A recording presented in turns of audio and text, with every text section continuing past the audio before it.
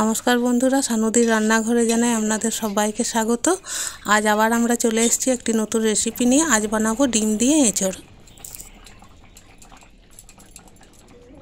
প্রথমে আমি ডিমগুলোকে একটু নুন দিয়ে সেদ্ধ করে নিচ্ছি। এরপর একটা এঁচড় নিয়েছি, সেই এঁচড়টাকে আমি কেটে নিচ্ছি।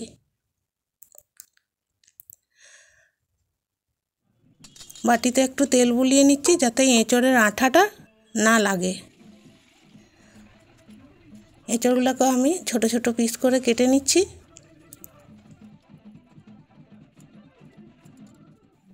এঁচড় কাটা হয়ে গেছে। এঁচড়গুলোকে আমি ভালো করে ধুয়ে তুলে নিচ্ছি।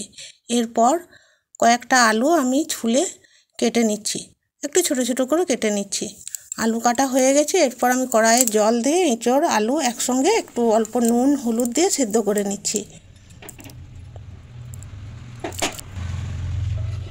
ডিম সেদ্ধ হয়ে গেছে, খোসা ছাড়িয়ে নিয়েছি, নুন হলুদ মাখিয়ে নিয়েছি।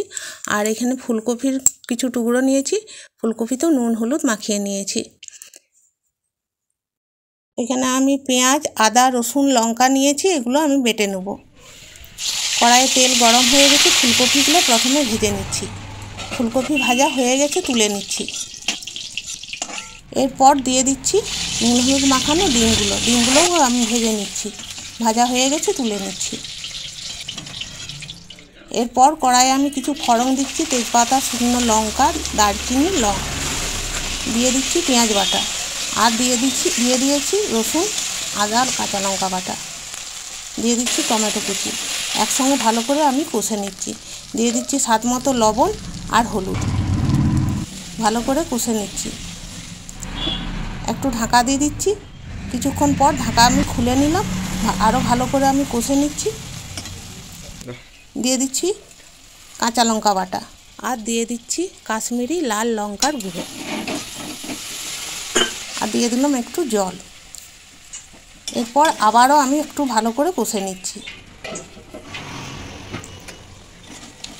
মশলা কষানো আমার হয়ে গেছে।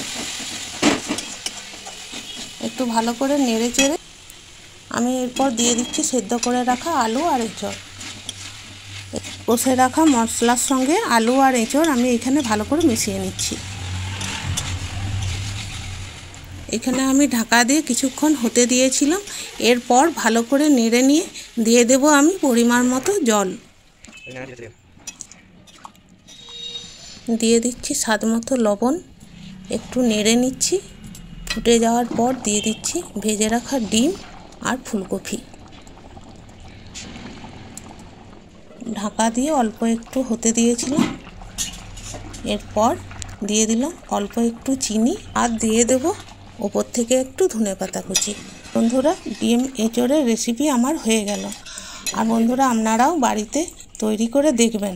বন্ধুরা, এই রেসিপিটি যদি আপনাদের ভালো লেগে থাকে তাহলে আমাকে একটি লাইক, শেয়ার এবং সাবস্ক্রাইব করে আমাকে উৎসাহিত করবেন, যাতে আরও নতুন নতুন রেসিপি নিয়ে আপনাদের কাছে হাজির হতে পারি।